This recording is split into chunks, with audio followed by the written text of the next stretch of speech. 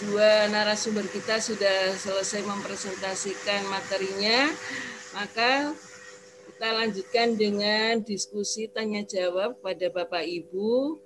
Dipersilahkan untuk menanggapi atau memberikan pertanyaan. Saya buka termin yang pertama untuk 3 orang penanya. Monggo bisa raise hand atau bisa langsung menyalakan mikrofonnya. Saya Bu Ikan, Bu Sarah. Tolong sebutkan nama dan unit kerjanya. Monggo. Bu Saraswati Dewi, Bu, dari SMA Negeri 4 Purwokerto. Monggo, langsung aja, Bu. Oke. Untuk yang tadi saya sudah bertanya di chat, tapi saya mungkin akan lebih nyaman kalau bertanya di sini. Pertanyaannya bisa saya ajukan mungkin ke Bu Ani atau Bu Woro, monggo kerso, yang nanti mau menjawab siapa.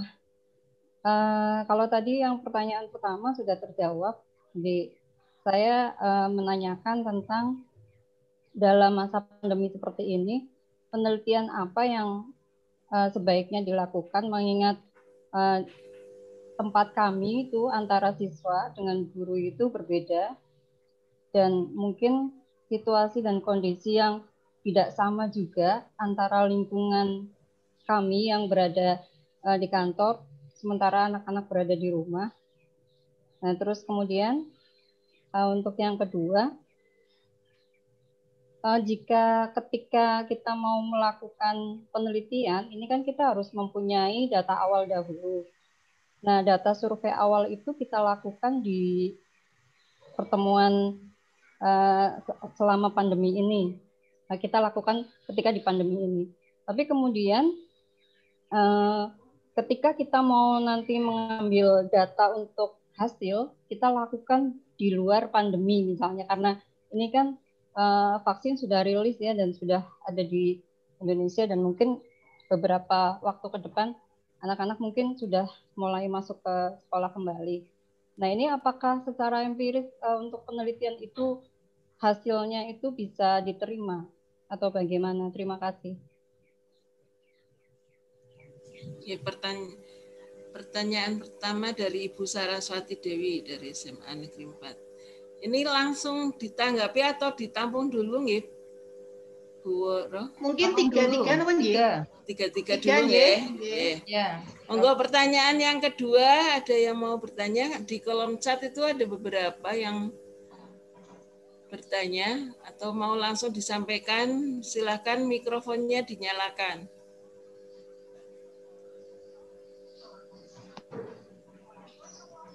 Sebutkan nama dan unit kerjanya.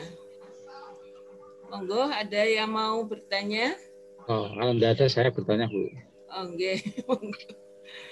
Ya. Terima kasih atas kesempatannya. Terkait dengan penelitian eksperimen dalam hal ini yang menggunakan kontrol dan yang akan ditreatment itu kan awalnya kalau menurut teori yang pernah saya pelajari itu atau yang diberikan dosen saat itu adalah harus berawal dari kondisi yang sama. Dan kalau tidak salah dulu ada istilah distribusi normal, ada uji kesamaan varian, dua rata-rata dan sebagainya. Nah, ini kan Bapak Ibu Guru nyun sewu biasanya kan tidak pernah menggunakan statistik seperti itu, nggih. Paling-paling rata-rata atau mungkin simpangan baku maksimal minimal. Kalau misalnya kalau misalnya kita hanya melakukan perhitungan untuk rata-rata nilai awal sebagai acuan melaksanakan eksperimen, itu apakah bisa diterima gitu? Artinya tidak perlu menggunakan rumus-rumus yang sulit, walaupun memang sebagian sudah bisa SPSS, namun mungkin sebagian yang lain banyak yang belum kenal SPSS, termasuk saya sendiri. Selama ini walaupun sudah banyak ya istilahnya membimbing skripsi, teman dan sebagainya, itu biasanya manual Bu saat itu. Manual, pakai R product moment, pakai UJT, itu manual. Nah sekarang kalau misalnya hanya seperti itu, apakah sah dianggap sebagai awal sebagai awal untuk melakukan penelitian. Jadi hanya menghitung rata-rata kelas A dan kelas B relatif sama lah, selisih berapa koma gitu, komanya berapa saja gitu. Apakah boleh? Ini yang perlu kami sampaikan. Kemudian yang kedua, tentang penelitian tadi ada alternatif penelitian tentang jenisnya jenis R&D itu tadi. Sejauh mana R&D di sekolah yang bisa dijadikan satu istilahnya satu hasil yang bisa diakui sebagai hasil penelitian. Karena R&D itu kalau terjemahan kemarin kami sudah juga ada yang menyampaikan, ada istilahnya ada uji coba, ada modifikasi dan lain-lain. Jadi sejauh mana R&D itu bisa dilakukan oleh Bapak Ibu guru yang kemudian hasilnya bisa diakui itu sebagai hasil penelitian. Ini pertanyaan yang kedua. Mohon untuk bisa ada pencerahan bagi kami karena kami terus terang kan berbeda dengan dosen Bapak Ibu. Jadi kalau dosen itu meneliti wajib, kalau kami sekarang ya wajib tapi hanya untuk istilahnya berbeda lah dengan Bapak Ibu dosen. Kami parameter atau tingkatannya tingkatan penelitian di bawah, di bawah artinya tidak qualified Bapak Ibu dosen. Kira begitu pertanyaan kami. Terima kasih Bu Ikan. Assalamualaikum warahmatullahi wabarakatuh. Terima kasih Pak Sofirin. Penanya ketiga. Monggo, ada yang mau bertanya langsung dengan menyalakan mikrofonnya. Ada Bu Silis, ada Bu Indri. Monggo ditanyakan langsung. Atau dibacakan langsung dari chat Bu. Baik, ya. Jadi nanti saya sudah mencatat beberapa pertanyaan yang ada di chat. Mungkin bisa saya jawab terlebih dahulu pertanyaan yang tadi dan kalau ada yang kurang nanti Bu menambahkan. Ya, yang pertama dari Bu Saraswati. Bu Saraswati itu menyampaikan pada era pandemi ini penelitian apa yang cocok begitu, Nji? Kayaknya kalau nggak salah tadi seperti itu karena putus-putus tadi.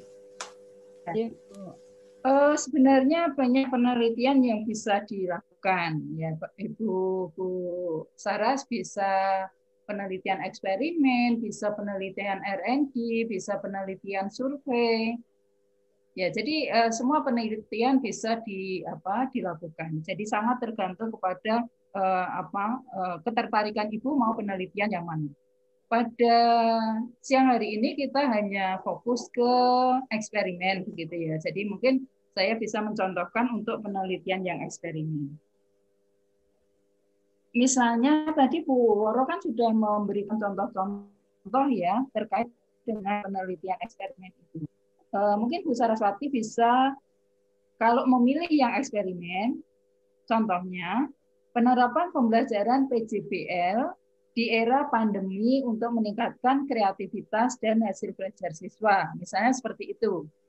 Ya, jadi Bu Saras bisa menerapkan model pembelajaran project based learning ini dalam rangka untuk meningkatkan kreativitas siswa.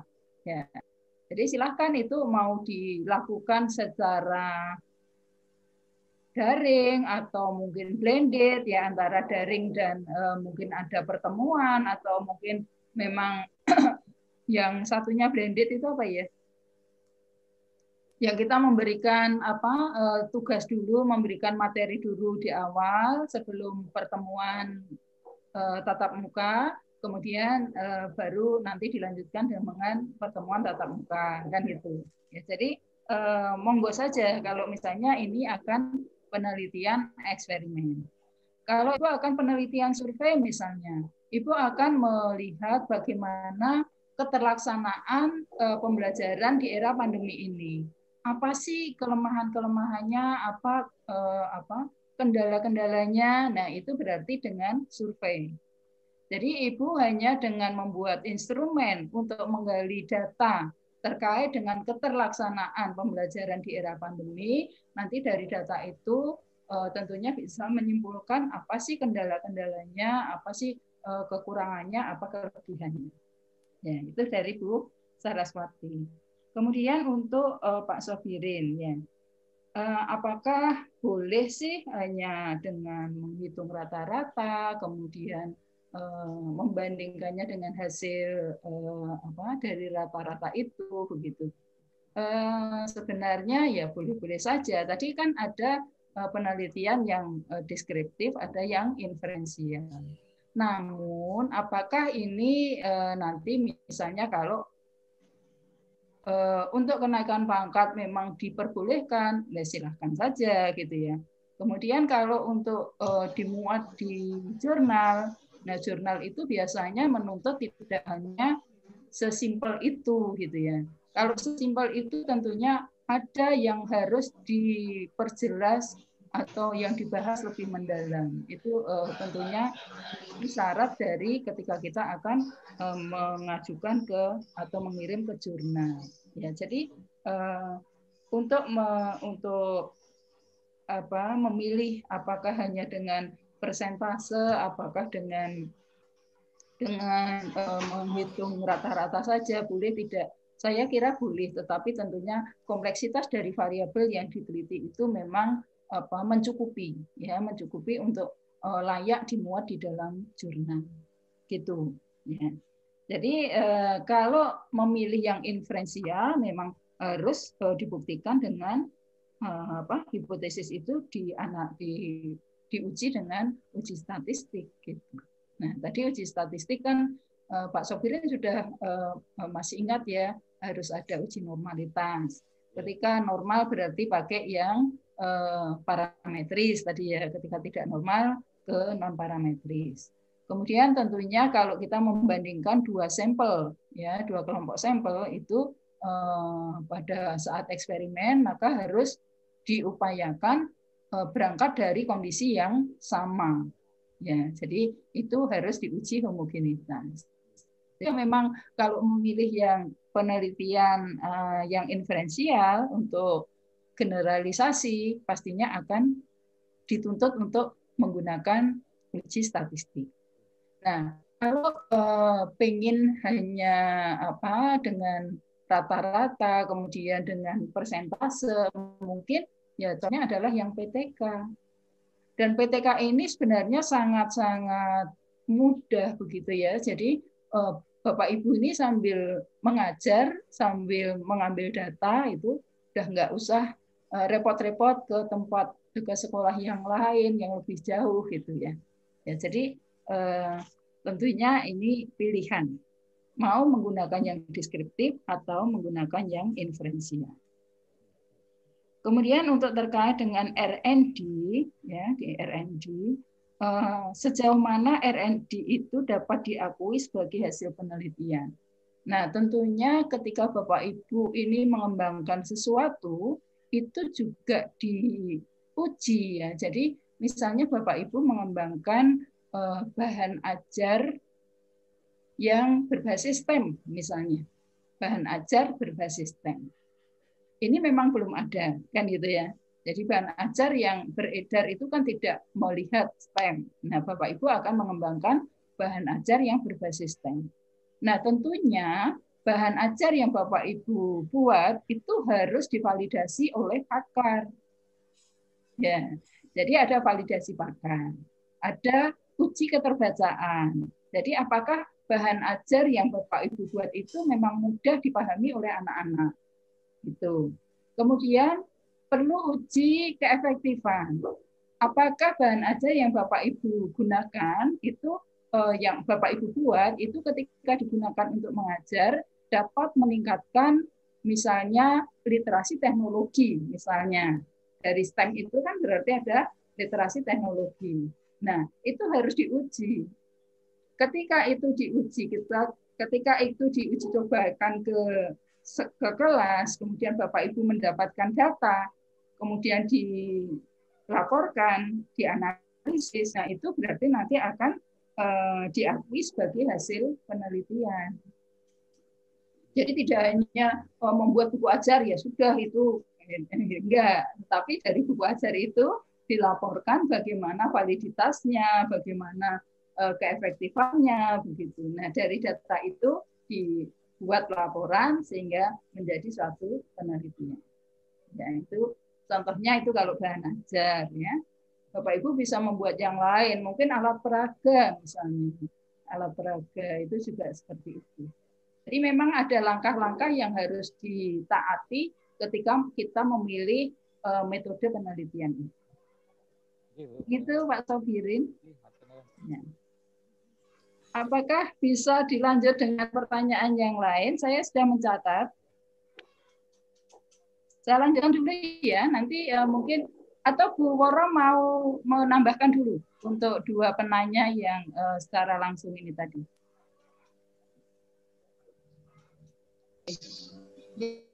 Ani,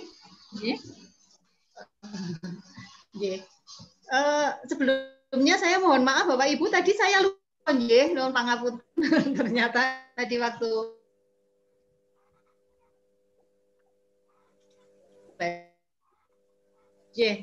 mungkin saya tadi bisa bahkan sedikit terkait dengan Praswati sudah jelas. Hanya tadi mungkin satu pertanyaan yang terkait observasi yang di masa pandemi, kemudian penelitian kebetulan saya kan kita kan observasinya adalah di fokus penelitian kita. Sebenarnya masa itu kan hanya teknik nanti kita dalam pengambilan data. Mungkin kalau pandemi kita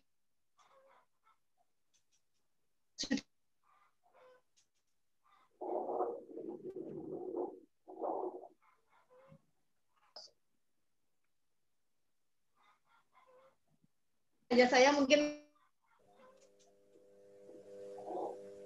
dan saya ukur sinyalnya agak stabil apa ya?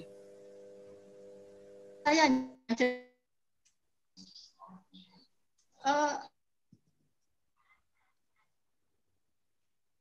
Ibu suaranya putus-putus. Iya, putus-putus nih.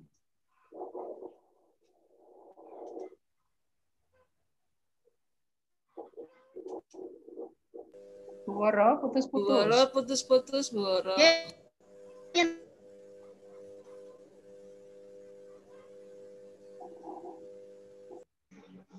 Baik, sementara di cancel dulu Bu Woro ini sinyalnya mungkin agak terganggu.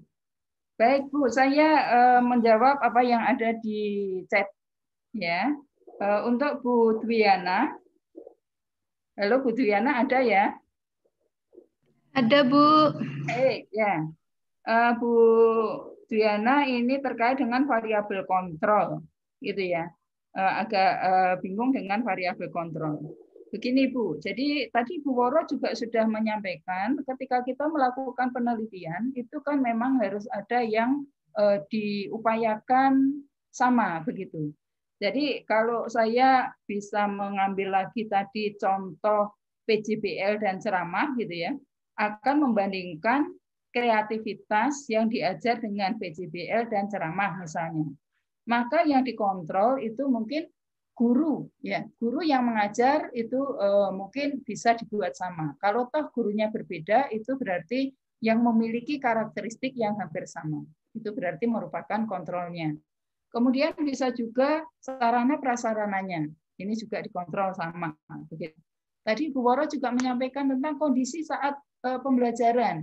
Jangan sampai yang PJBL itu pada pagi hari, kemudian yang ceramah pada siang hari. Jadi paling tidak kondisi pada saat pembelajaran itu sama.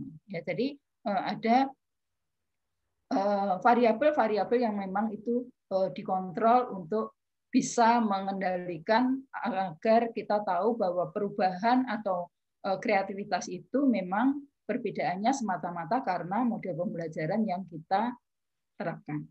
Itu. Kemudian yang Bu Silis Indriani, apa sih perbedaan PTK dan eksperimen? Ya. Memang secara sepintas itu kan sama ya, sama-sama menerapkan, sama-sama treatment begitu, tetapi cakupannya itu berbeda. PTK itu permasalahan hanya ada di dalam kelas. treatment yang kita berikan hanya bisa kita simpulkan untuk kelas tersebut. Sedangkan kalau untuk eksperimen itu kita harus sampelnya itu lebih luas. Tadi saya contohkan misalnya se-Kabupaten Banyumas, misalnya seperti itu, ya. Jadi cakupan sampelnya, cakupan wilayah penelitiannya itu berbeda. Kemudian untuk yang PTK ini tidak bisa digeneralisasikan. Ibu menerapkan PJBL di kelas itu untuk meningkatkan kreativitas. Tetapi Ibu tidak bisa membuat simpulan bahwa PJBL ini memang cocok untuk meningkatkan kreativitas. Tidak bisa. Ya. Karena hanya didukung oleh satu kelas itu. Tetapi kalau Ibu menggunakan eksperimen, di Purwokerto Ibu menggunakan itu, kemudian di Kebumen menggunakan itu, di Banyumas menggunakan itu, gitu ya. Dari sekian banyak itu ternyata memang bisa meningkatkan kreativitas, baru itu bisa disimpulkan secara generalisasi untuk wilayah Kabupaten Banyumas. Gitu. Kemudian yang lain adalah apa ya? Simple sih kalau PTK itu. Tadi kalau yang ditanyakan Pak Sobirin, cukup dengan menggunakan persentase, cukup dengan menggunakan rata-rata, acuannya yang penting dia di atas KKM, berapa anak yang berapa persen dari jumlah anak yang mencapai KKM. Nah, hanya seperti itu berarti simpel, hanya dengan menggunakan statistik yang deskriptif. Tetapi kalau eksperimen itu tentunya tadi yang sudah saya sampaikan, ketika Ibu membandingkan antara PJBL dengan ceramah, tentunya itu bisa menggunakan UJT. Nah, UJT itu juga harus melalui uji normalitas, kemudian uji homogenitas antara kelompok yang dikenai PJBL dengan ceramah itu memang harus memiliki kondisi awal yang sama. Itu dari Bu Silis. Ya, kemudian dari Pak Udin menggunakan Google Classroom dan aplikasi pembelajaran yang lain. Kemudian bagaimana akan menerapkan untuk penelitian eksperimen. Ya, Pak Udin mungkin bisa seperti ini. Perbedaan hasil belajar apa? Misalnya hasil belajar fisika, ya, antara yang diajar dengan Google Classroom, menggunakan Google Classroom tanpa praktikum, ya, dengan Google Classroom yang menggunakan praktikum sederhana yang bisa dilakukan oleh anak. Misalnya seperti itu. Ya, jadi sama-sama menggunakan Google Classroom, tetapi mungkin Google Classroom yang ini hanya ceramah saja gitu ya. Yang satunya mungkin dengan anak-anak diminta untuk melakukan praktikum secara mandiri mungkin ya, dengan alat yang sederhana. Tadi Bu Woro juga sudah mencontohkan. Jadi misalnya mengukur konduktivitas larutan misalnya. Nah, anak-anak itu kan bisa melakukan sendiri ketika kita memberikan panduan untuk bisa melakukan. Itu Pak Udin, kemudian Bu Sarah sudah, Bu Indri. Bu Indri akan membuat fusion cake. Ya.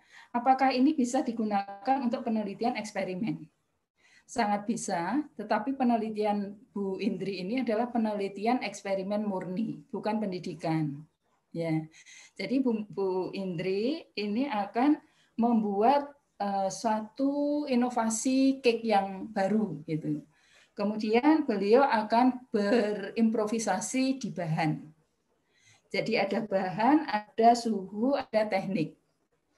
Misalnya kalau Ibu akan melihat bagaimana fusion cake itu dilihat dari bahannya. Jadi bahan itu diubah-ubah, tetapi ada yang dikontrol. Suhunya dikontrol tetap, tekniknya dikontrol sama. kemudian bahannya diubah-ubah. Itu akan menghasilkan satu simpulan bahwa bahan itu berpengaruh terhadap fusion cake misalnya, kemudian yang tepat untuk fusion cake yang misalnya yang seperti yang diinginkan itu bahannya yang seperti apa, misalnya seperti itu. Kemudian bisa diubah juga bahan dan suhu diubah-ubah, tekniknya sama, kan bisa seperti itu. Ya, jadi bisa diubah-ubah sesuai dengan keinginan dari peneliti. Hingga nanti akhirnya bisa ditemukan bahwa fusion cake yang bagus itu adalah yang bahannya seperti ini, suhunya yang pada suhu sekian, tekniknya yang begini. Gitu. Ya. Kemudian Putri Muji Lestari, ini bolehkah menggunakan analisis dengan Google Form? Ya, jadi sekarang ini kan dimudahkan ya, ketika Bapak Ibu memberikan kuesioner kepada responden, maka Google Form itu sudah bisa menganalisis berapa persen yang tinggi, berapa persen yang sedang, dan seterusnya. Ya, apakah itu boleh? Silahkan saja, boleh, tetapi tentunya tadi sangat-sangat minim ya, data yang dimiliki itu tidak cukup untuk bisa membahas ya. Jadi kalau membahas itu bukan berarti hanya menarasikan apa yang ada di dalam hasil ya. Jadi misalnya hasil bentuk luaran dari Google Form itu misalnya pie ya, atau diagram lingkaran itu, kemudian di situ berapa persen yang seperti ini, berapa persen yang gini, kan tidak hanya menarasikan itu, tetapi apa sih kaitannya gitu antara yang ditampilkan oleh Google Form itu dengan landasan teori yang digunakan. Ya, itu tampaknya apa yang sudah saya tracer dari chat, mudah-mudahan sudah terjawab semua, dan mungkin Bu Woro kalau akan menambahkan, monggo Bu Woro dipersilahkan.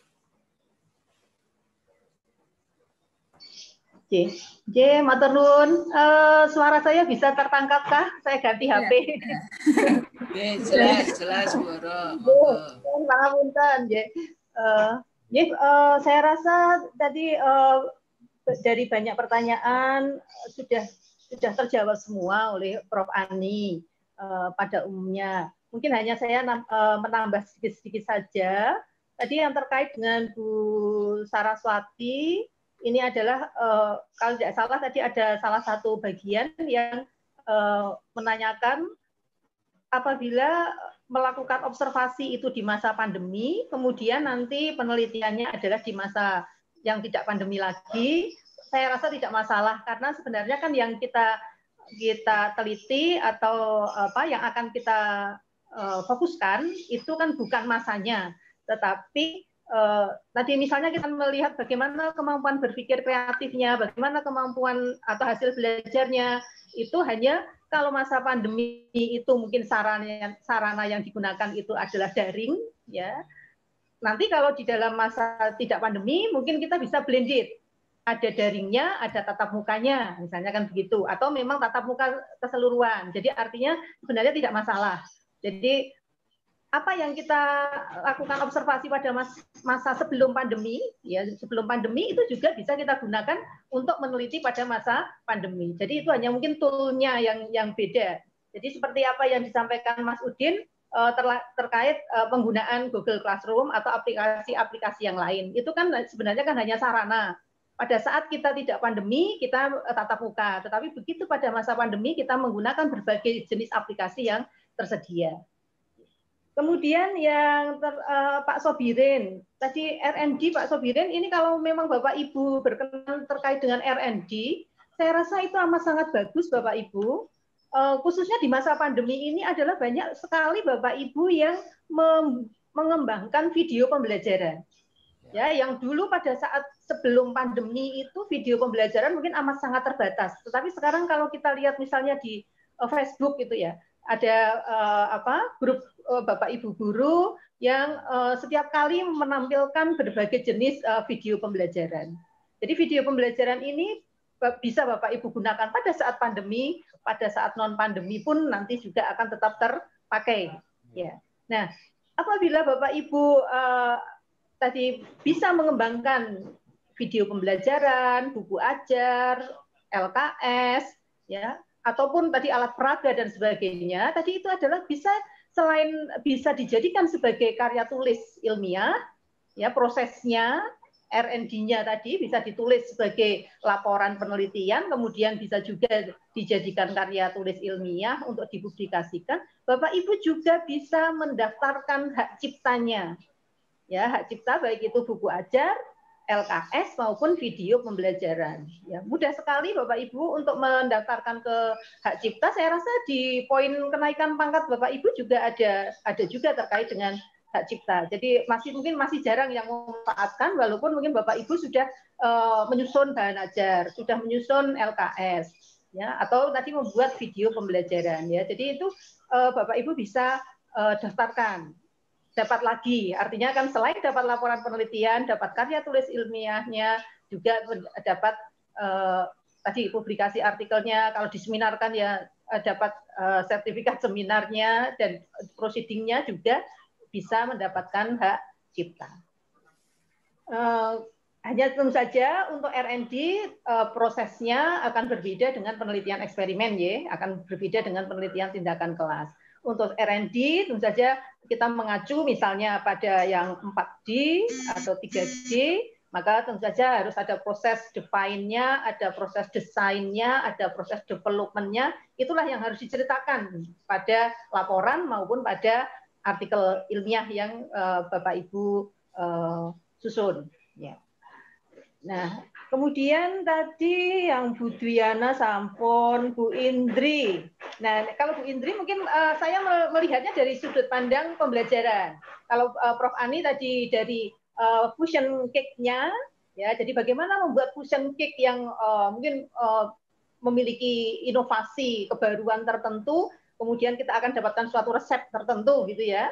Nah, tetapi kalau saya mungkin lihat dari pembelajarannya, saya cenderung ke pembelajaran proyek, Ibu, Bu Indri. Ya, jadi bisa saja proyeknya itu adalah tadi memang membuat fusion cake sesuai dengan kreativitas. Nah, sehingga saya mungkin bisa mengusulkan Ibu meneliti adalah PJBL, tetapi digunakan untuk mengukur berpikir kreatif atau kreativitas. Baik itu produk kreatifnya, sikap kreatifnya, maupun pengetahuan kreatifnya. Sehingga banyak di situ. Sehingga mungkin satu penelitian Ibu bisa melihat dari sisi produknya, ya. Jadi tadi yang disampaikan oleh Prof. Ani itu masuk ke produk kreatif. Kemudian bisa saja di pengetahuan kreatifnya yang dikaitkan dengan konsep, ya. Kemudian bisa juga sikap.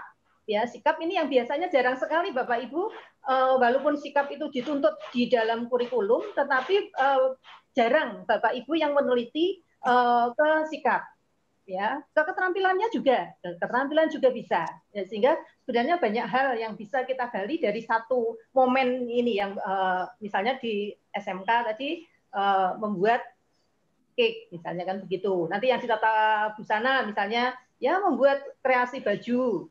Ya, yang di IPA misalnya tadi berbagai jenis yang ada di praktikum tadi yang karena saya di sains tadi ada membuat indikator asam basa. Ya, silahkan pakai bahan apa saja nanti akan menemukan. Saya dari satu kelas itu saya pernah kerjasama dengan salah satu guru SMA di Semarang. Dalam satu kelas itu satu-satu semuanya mencoba, saya tetapkan minimal 10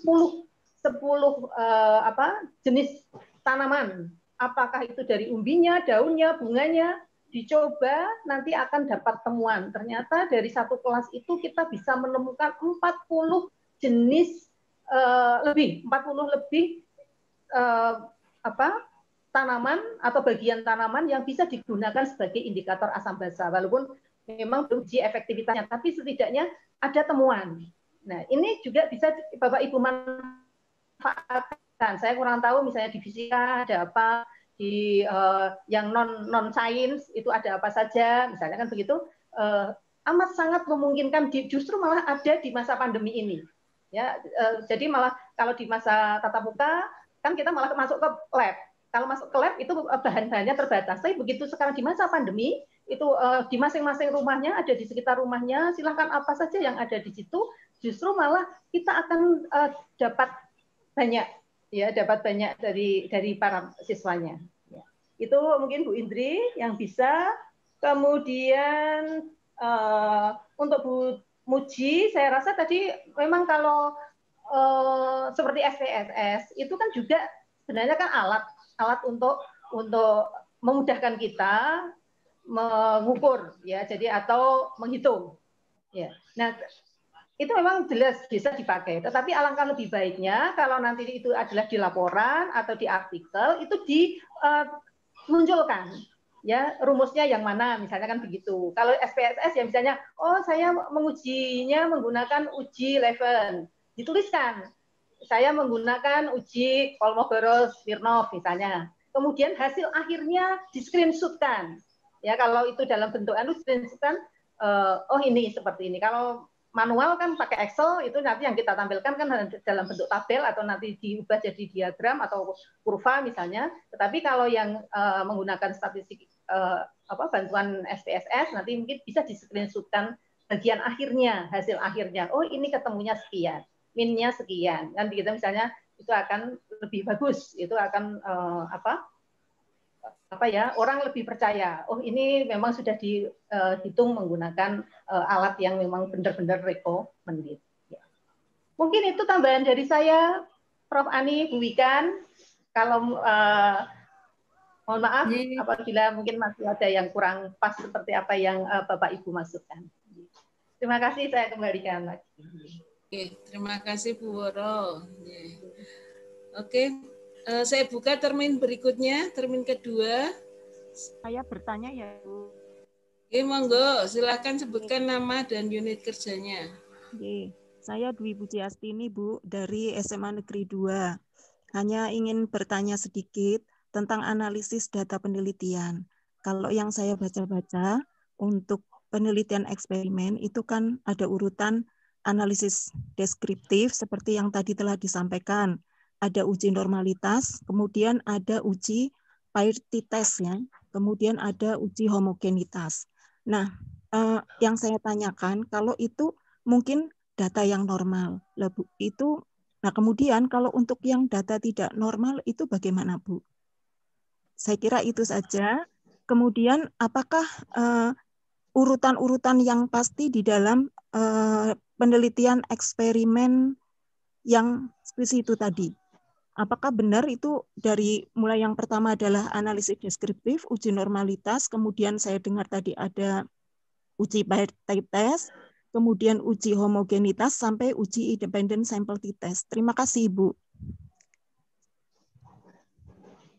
Oke, terima kasih pertanyaannya, Bu Puji. Penanya yang kedua, ada?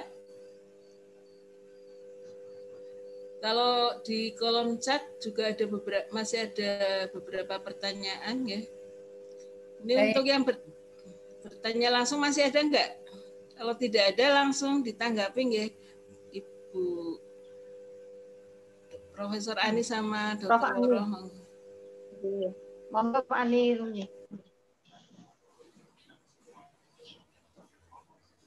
Oke, masih ada? Ya, kalau belum ada, sementara dari Bu Wiji, ya. Bu Wiji, urutan-urutan untuk melakukan analisis data, ya. Ketika kita menggunakan statistik yang inferensial, maka tidak perlu melakukan yang deskriptif. Ya, jadi kalau memang sudah memilih yang inferensial, maka tidak perlu melakukan yang deskriptif. Deskriptif itu yang tidak memerlukan uji statistik, ya. Tetapi kalau yang one sample test itu ya sebenarnya itu masuknya ya deskriptif, tetapi menggunakan statistik. Ya, jadi urutannya ketika kita menetapkan itu inferensial, kemudian inferensial itu apakah yang parametris ataukah yang non parametris. Kalau datanya banyak, itu kita menetapkan yang parametris. Tetapi ketika datanya banyak, Ibu menetapkan parametris tetapi diuji normalitasnya tidak normal, maka harus pindah, tidak yang parametris tetapi non parametris. Tadi di tampilan Bu Ani itu pemilihan uji statistik itu sudah banyak di situ. Ibu bisa memilih sesuai dengan karakteristik data yang dimiliki. Kalau misalnya Ibu menggunakan uji T, ya uji T untuk yang parametris, tentunya nanti akan ada juga uji T yang untuk non parametris.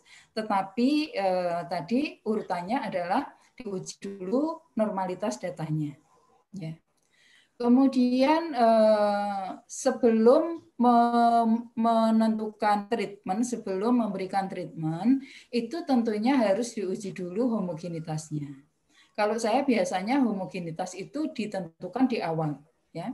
Homogenitas itu tidak dilihat dari pretest. Kalau pretest itu sama-sama tidak sama-sama belum mendapatkan materi, ya, tetapi dilihat dari kemampuannya belum tentu loh itu sama begitu ya. Jadi samanya itu karena memang sama-sama belum mendapatkan materi. Nah, oleh sebab itu kita tentukan dulu apakah dua kelompok itu memang berangkat dari kondisi yang sama, yaitu dengan menguji homogenitas. Rumusnya apa? Biasanya dengan F atau uji varian. Ya. Normalitas biasanya menggunakan uji kuadrat. Atau yang lain kalau menggunakan SPSS banyak pilihan di situ. Kemudian setelah normal, setelah homogen, maka kita bisa menggunakan uji yang kita rencanakan, ya, yaitu yang inferensial, yang parametris. Misalnya uji T yang independen ataukah uji T yang korelasional. Itu, ya. Jadi itu Bu urutannya. Ya, kemudian untuk pertanyaan yang lain, ini di chat ini ada Bu Sundari. Bu Sundari ini apakah dari Wonosobo? Halo. Bu Sundari. Bu Sundari. Dari Purwokerto, Bu. Dari Purwokerto. Oh, dari Purwokerto. Ya, berarti namanya sama. Bu Sundari, saya punya mahasiswa yang dari Bundengan. Bundengan, ya. Kok perso ya?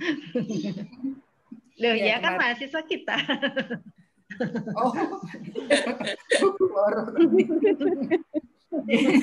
Ya, Bu. Bundari ini dua kelas sama-sama menggunakan Google Classroom, tetapi yang satu digunakan atau menggunakan media video, yang satu menggunakan eksperimen. Artinya eksperimen praktikum mandiri itu, Bu. Ya, ini eksperimen yang maksudnya kan eksperimen yang praktikum itu. Yeah. Mana kelas kontrolnya? Kalau ini menurut saya tidak ada kontrol, dua-duanya adalah eksperimen. Nah, boleh tidak membandingkan, boleh saja gitu ya. Jadi kalau yang diajar dengan Google Classroom dan menggunakan video, apakah lebih baik yang Google Classroom dan menggunakan metode eksperimen? Ya, jadi dua-duanya merupakan kelas eksperimen semua. Karena kalau yang kontrol itu biasanya yang digunakan oleh Ibu sehari-hari ketika mengajar itu seperti apa? Perlu membentuk kelas kontrol enggak, Bu? Boleh, enggak usah. Enggak perlu ya berarti. Jadi membandingkan dari dua kelompok ini. Kemudian ada lagi dari siapa lagi? Sudah ya? Bundari sudah, Bu Trimuji tadi sudah. Suci Rahayu yang belum. Bu Suci Rahayu. Ya. Jika membandingkan pembelajaran dengan aplikasi Google Classroom dengan Zoom atau Meet apakah bisa menjadi penelitian? Begini Ibu, ketika Google Classroom Ibu hanya menayangkan, hanya mengajar seperti ini, gitu kan? Kemudian dengan Zoom juga hanya mengajar seperti ini. Apa yang akan dibedakan? Ibu akan membedakan apakah Google Classroom lebih gampang dibanding dengan Zoom, kan tidak? Ya, jadi tentunya apa ya? Google Classroom dan Zoom ini kan hanya sarana ya, sarana untuk kita bisa mengajar. Apa sih bedanya mengajar dengan Google Classroom dan dengan dengan Zoom? Ada bedanya enggak? Ketika kita hanya mengajar seperti saya ini kan hanya ceramah saja gitu, kan tidak ada bedanya. Ya. Berbeda dengan yang tadi yang ditanyakan sebelumnya itu. Dengan Google Classroom tapi menambahkan ini, dan mungkin kalau Google Classroom itu memang setara dengan Zoom, nah Zoom dengan yang penambahannya apa. Kemudian dari Bu Wahyuli Ani, ini pada saat mengumpulkan data itu tercatat di kelas itu adalah 36 siswa, tetapi ketika pelaksanaan itu hanya 20 siswa yang bergabung. Apakah ini bisa ketidaklengkapan tersebut apakah tidak masalah? Ya, yang tentunya yang diteliti yang memang dikenai treatment gitu ya.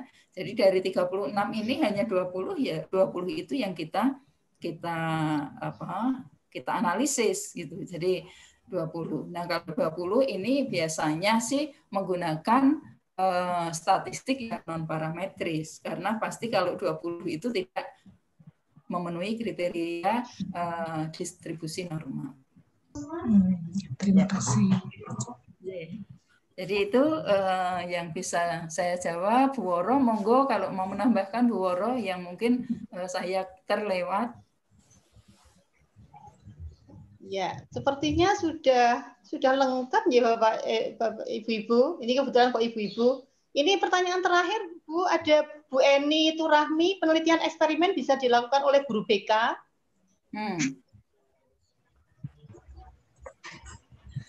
Apakah eksperimen bisa dilakukan oleh guru BK? Sangat bisa. Sangat bisa Ibu. Jadi Ibu akan menerapkan model pembimbingan yang seperti apa misalnya. Ya. Jadi apakah pembimbingan yang dengan model individual akan berbeda dengan pembimbingan yang model kelompok misalnya. Kemudian akan memvariasikan apa banyaknya pertemuan atau apa gitu, tetap bisa ya. Jadi mungkin model-model pembimbingan itu banyak gitu ya. Jadi ya, Bapak Ibu bisa layanan pribadi, ada bimbingan kelompok, ada layanan informasi. Mungkin jadi membandingkan satu layanan yang satunya itu cara untuk penelitiannya. Membandingkan satu layanan dengan layanan yang lain. Bisa seperti itu kalau memang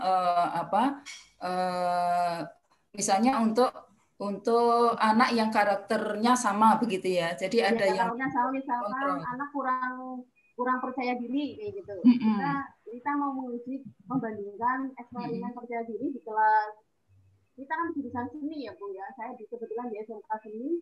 Jadi kita itu seninya itu seni pertunjukan. Jadi mungkin anak-anaknya agak nyentrik. Jadi untuk kepercayaan diri itu kan dibutuhkan betul-betul ya. Jadi anak-anak harus tampil percaya diri saat pentas seni, mungkin pentas membawakan layang-layang atau saat dia pentas di grup bandnya gitu. Jadi saya akan mengeksperimenkan itu masalah potensi untuk percaya dirinya dari di kelas jurusan A ke jurusan B itu dengan satu teknik apa dengan satu layanan apa dengan dua layanan, membandingkan dengan dua layanan begitu. Ya, dilihat dari apa yang akan dibandingkan begitu ya. Jadi kalau Ibu ingin melihat keefektifan dari teknik layanan misalnya, keefektifan dari teknik layanan.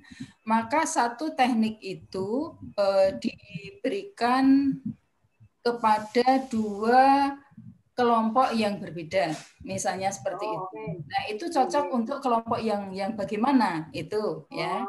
Tapi bisa juga teknik layanannya. Ibu akan membandingkan 2 layanan, 2 teknik layanan dengan karakteristik anak yang sama. Cocok yang mana toh? Kalau untuk anak karakteristik yang seperti ini, apakah teknik yang pertama ataukah teknik yang kedua? Jadi sangat tergantung pada tujuan penjenengan mau melihat dari sisi yang mana. Jadi bisa ada gambaran ini, berarti ada gambaran itu ya. Iya. Titik mana kita akan membandingkan itunya ya Bu ya, dari segi tekniknya atau nanti segi hasilnya gitu. Iya. Terima kasih atas pencerahannya. Iya. Masih ada dari Bu Sundari, Bu Prof Ani, pada penelitian eksperimen apakah boleh menggunakan 2 variabel bebas dan 1 variabel terikat saja? Eksperimen 2 variabel bebas, 1 variabel terikat. Oh, boleh-boleh saja. Boleh saja. 1 variabel bebas, 1 variabel terikat juga boleh. Jadi nanti akan tahu bahwa berapa persen sih pengaruh dari variabel bebas itu terhadap variabel terikatnya. Kalau toh misalnya hanya 60% misalnya, oh berarti 40% yang lain itu dipengaruhi oleh variabel-variabel yang lain, begitu. Mau tanya Prof. Yeah. Berarti kalau misalnya saya menggunakan media video pembelajaran dengan praktikum, berarti yang divalidasi hanya saya menggunakan beda media, akan saya gunakan untuk mengambil terikatnya hasil belajar kognitif. Berarti validasinya nanti hanya soal kognitif ya, Prof? Jadi Bu perlu istilah-istilah itu perlu diluruskan ya. Jadi kalau validasi itu biasanya terkait dengan kelayakan, dengan instrumen. Ini yang dimaksud variabel ya Bu. Jadi variabelnya adalah hasil belajar, itu variabel terikatnya. Kemudian untuk yang variabel independennya atau variabel bebasnya itu model atau video pembelajaran kimia yang ada dengan praktikum mandiri. Nah, kalau seperti itu sebenarnya hanya membandingkan hasil belajar yang diajar dengan tadi metode A dibandingkan dengan hasil belajar yang menggunakan metode B. Itu cukup dengan uji T ya. Saya kira tadi variabel bebas, variabel terikat pengaruhnya itu untuk yang regresi, saya kira itu. Kalau yang permasalahannya Bu Sundari ini berarti cukup membandingkan hasil belajar dari kelas yang menggunakan metode A dengan hasil belajar yang kelas menggunakan metode B. Sudah itu dibandingkan dengan uji T sudah selesai. Ya, sangat simpel ya, Prof. Ya. Terima kasih, Prof. Mungkin ada lagi? Mungkin saya nambahkan sedikit yang tadi Bu Sundari terkait tadi mungkin yang dimaksudkan dengan mau divalidasi itu berarti kan tes hasil belajarnya, alat ukurnya Bu yang divalidasi. Alat ukurnya perlu divalidasi enggak? Alat ukurnya itu memang perlu divalidasi dulu kesesuaiannya dengan indikator pencapaian kompetensinya, misalnya terkait dengan jenjangnya, apakah sesuai dengan KD-nya, misalnya kan begitu harus ada yang validasi dulu. Iya. Kemudian diuji cobakan dulu tes yang sudah dibuat itu, diuji cobakan di kelas yang lain, kemudian dianalisis bagaimana validitasnya, bagaimana reliabilitasnya, sudah bagus atau belum soalnya itu, sudah sesuai untuk mengukur yang sesuai dengan tujuan pembelajaran atau belum, itu memang instrumen harus melalui itu, harus melalui validasi itu. Matur suwun, Prof. Sama-sama. pada teknik sampling, bagaimana untuk memperkecil kesalahan sampling? Apa yang harus dilakukan dari Pak Muh Lutfi, Prof? Yang saya ini soal pertanyaan terakhir nggih. Bagaimana untuk menghindari kesalahan sampling? Ya pastinya harus tahu karakteristik dari populasinya dulu, kan gitu. Jadi jangan sampai misalnya dalam satu wilayah itu misalnya dalam satu sekolah ya, ada anak yang berasal dari kota, kemudian perbatasan, dari desa, misalnya seperti itu. Maka tentunya pengambilan sampel itu harus mewakili sub-sub dari karakteristik dari populasi itu. Maka harus mengambil anak yang berasal dari kota, dari desa, dari perbatasan, misalnya seperti itu. Ya, jadi harus dilihat dulu karakteristik dari populasinya, dan kita memang harus memilih secara representatif dari populasi yang ada. Di satu wilayah misalnya ada yang pegawai negeri, ada yang swasta, ada yang petani, ada yang pedagang, misalnya seperti itu. Nah itu ketika kita melakukan penelitian, maka sampel-sampel itu memang harus terwakili. Nah dengan demikian maka tidak akan salah ketika kita menentukan sampel. Ya. Itu jawaban saya, mungkin Bu Woro bisa menambahkan. Oke, saya rasa semuanya sudah lengkap, sudah disampaikan oleh Prof. Ani. Hanya mungkin saya menggarisbawahi saja terkait dengan Bapak Ibu. Ini khususnya terkait dengan penyiapan alat ukurnya Bapak Ibu. Jadi Bapak Ibu memang misalnya sudah akan meneliti terkait dengan masalah tertentu atau fokus penelitiannya sudah tertentu. Tadi mungkin Bu Indri misalnya, apakah mau produk kreatif ataukah sikap kreatif? Bapak Ibu langsung menentukan. Ya, kalau misalnya sikap kreatif artinya atau produk kreatif, Bapak Ibu semua nanti kalau misalnya akan berpikir kritis, akan hasil belajar kognitif, akan sikap atau psikomotorik, itu adalah kita cari dulu dasar teorinya. Ya, jadi makanya kenapa kita harus dari masalah-masalah yang ingin kita selesaikan, kita pilih yang kita mungkin mudah untuk mencari kajian pustakanya, mudah untuk mencari dasar teorinya. Itu yang penting. Karena nanti itu berkait dengan alat ukurnya. Dengan alat ukur itu berarti kan indikator-indikator pada alat ukur itu harus mengacu pada pustaka. Ya, jadi misalnya keterampilan berpikir kritis, indikatornya apa saja? Di sana banyak ahli yang menyampaikan. Bapak Ibu misalnya pilih salah satu. Ya, salah satu itu yang kemudian akan disusun menjadi kisi-kisi pada saat menyusun alat ukurnya.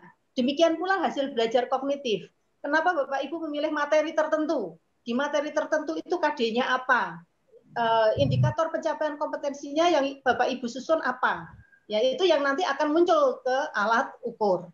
Nah, inilah yang mungkin tadi Bu Murti misalnya produk kreatif, Bu Murti ingin produk kreatif, berarti Bu Murti cari indikator-indikator untuk menilai produk kreatifnya.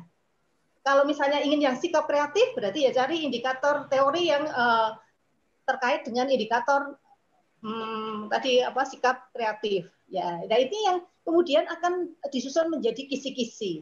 Kisi-kisi dan kemudian kalau itu berupa angket, misalnya pernyataannya seperti apa.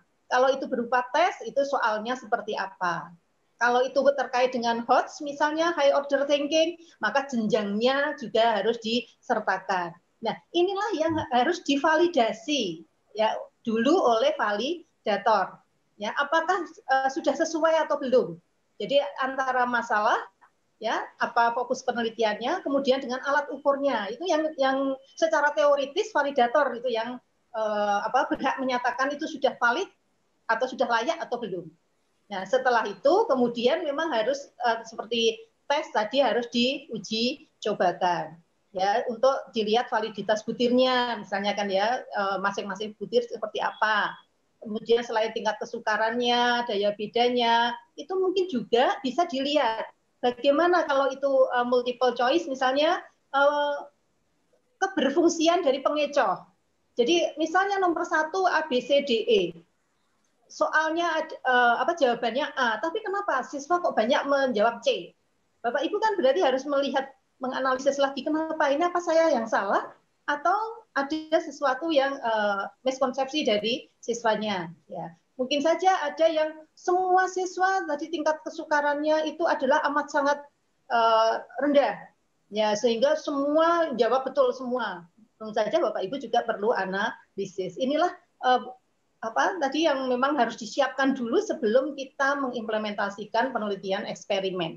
Ya, sehingga memang kita membutuhkan waktu yang memang jauh lebih lama dibandingkan dengan penelitian tindakan kelas. Ya, mungkin itu saja Bu tambahan dari saya.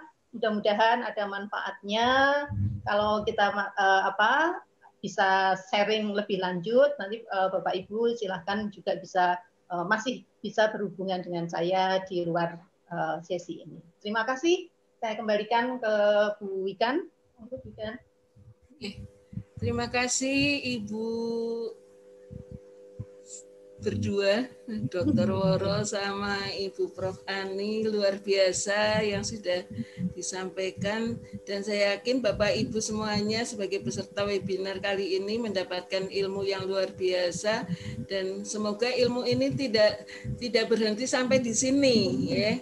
Tapi yang lebih penting lagi adalah actionnya Bapak Ibu, actionnya di dalam melakukan penelitian, khususnya penelitian eksperimen. Baiklah Bapak Ibu, karena keterbatasan waktu, maka kegiatan webinar pada siang hari ini harus diselesaikan sampai di sini. Tapi tadi Ibu berdua sebagai narasumber siap untuk menindaklanjuti di luar sesi pada siang hari ini. Terima kasih atas kesediaannya, dan ada yang harus saya sampaikan sebelum kita tutup. Bagi Bapak Ibu yang tadi sudah bertanya, sudah disediakan door prize oleh panitia, nanti silakan menghubungi Ibu Melani di SMA Negeri 1 Purwokerto.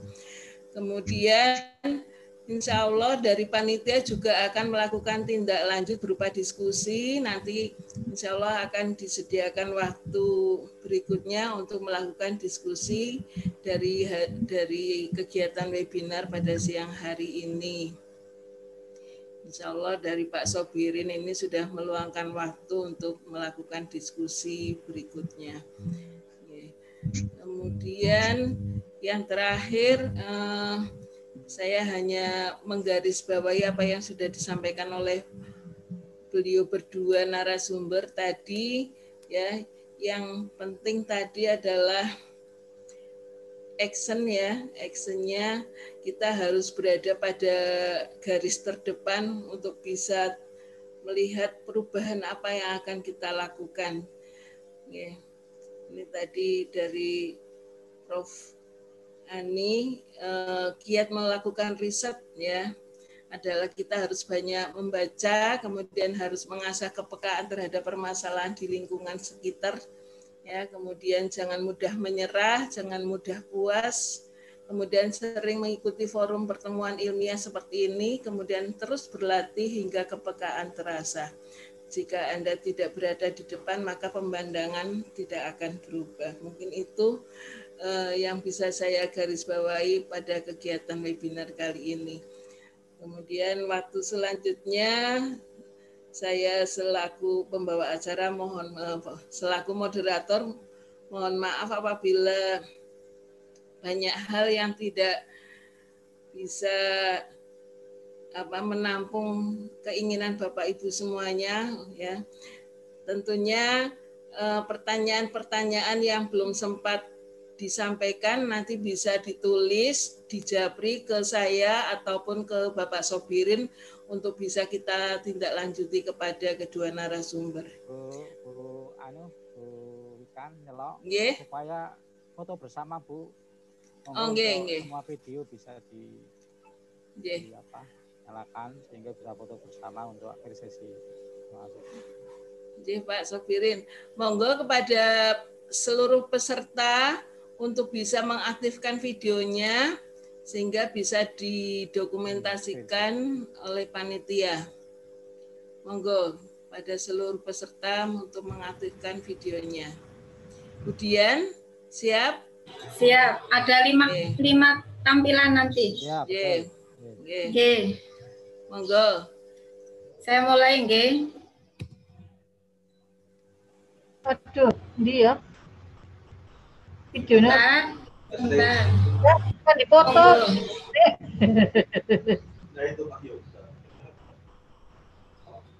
Iya, gambar saya enggak ada. Layar ketiga sebentar Bapak Ibu. Ini Budian Bu yang mengambil fotonya. Alhamdulillah. Videonya dipoto gitu Bu. Iya, kayak gini terus nanti bisa dipoto. Aduh, lamuk kayak. Kayak gini terus nanti dipoto biar saya keluar situ nih kayak tadi. Caranya beda. Dan saya ada di sini ya gitu. Gimana Budian sudah selesai? Sudah. Baiklah Bapak Ibu, sesi foto bersama sudah selesai. Waktu selanjutnya saya serahkan sepenuhnya kepada pembawa acara Bapak Sopirin. Dari saya cukup sekian. Assalamualaikum warahmatullahi wabarakatuh. Waalaikumsalam warahmatullahi wabarakatuh. Terima kasih Budian. Bu Woro, Bu Ani. Ya, untuk diskusi kali ini, untuk webinar kali ini, terima kasih pada narasumber Ibu Prof. Ani Ruslawati MPD, serta Ibu Woro, Dr. Woro Sumarni MSI, dan terima kasih pula kepada segenap dosen program S3 UNES, ini pendidikan IPA yang dipandegani Pak Prof. Edi Cahyono. Terima kasih atas fasilitasnya. Mudah-mudahan dapat memberikan manfaat bagi kita sekalian, Bapak Ibu semua, yang saya cintai, saya banggakan. Insya Allah selanjutnya nanti ada diskusi. Kalau ada sesuatu yang sulit ya nanti saya tanya narasumber. Ya. Untuk sediaannya nanti saya bisa menghubungkan dengan para narasumber yang sudah sangat jelas sebenarnya. Namun saya yakin banyak guru yang tidak memahami mungkin ya. Jadi saya mohon maaf juga pesertanya tadi berkurang ya dari 135 langsung bisa drop menjadi 125. Saya mohon maaf mungkin. Terima kasih sekali lagi Bapak Ibu semua. Kita akhiri kegiatan hari ini. Mudah-mudahan Allah SWT membimbing kita dan memberikan kesehatan dan kesuksesan bagi kita sekalian. Selebihnya mohon maaf. Wabillahi taufiq wal hidayah. Assalamualaikum warahmatullahi wabarakatuh. Waalaikumsalam. Waalaikumsalam. Beri aplaus bersama untuk narasumber kita dan kegiatan. Pak Sofi, terima kasih. Sehat selalu. Terima kasih Pak Sofirin, Tume, nanti terima kasih. Terima kasih. Terima kasih Guru. Waalaikumsalam. Kan pamit. Iya, Bu. Makasih, Bu. Makasih. Masih Prof. Ani. Selanjutnya nanti Japri, Bu. Japri. Ya. Arang, assalamualaikum. Waalaikumsalam. Waalaikumsalam. Waalaikumsalam. Terima kasih semuanya Bapak Ibu. Pak Sopirin, terima kasih. Iya, Bu. Makasih, Bu. Izin live, Iya, monggo. Terima kasih dari MKKS. Iya, penyambut jane mau jane. Ya, masih. Kewalat nih, kualat. Jenengan sehat, Mbok? Sehat? Alhamdulillah, masuk angin dolah. Wingi kemarin katanya sehat. Masuk angin. Oh, tolak angin disiapkan. Iya. Masih Pak ya. Ya, sama-sama. Saya live dulu, ya. Assalamualaikum. Waalaikumsalam warahmatullahi wabarakatuh. Terima kasih Pak Sobiri. Terima kasih. Dilanjut nanti. Iya. Salam. Sing metu. Boleh sing abang ki dan abang nih. Sing abang. Jadi Sing apa orang sing keluar lagi apa? Lep. Sing itu sih. Lep. Ya kasih. Sing gisi langkai mau. Sume. Karena sing langkai lagi. Sing karena anu WA. Sing langkai WA itu sing langkai lagi.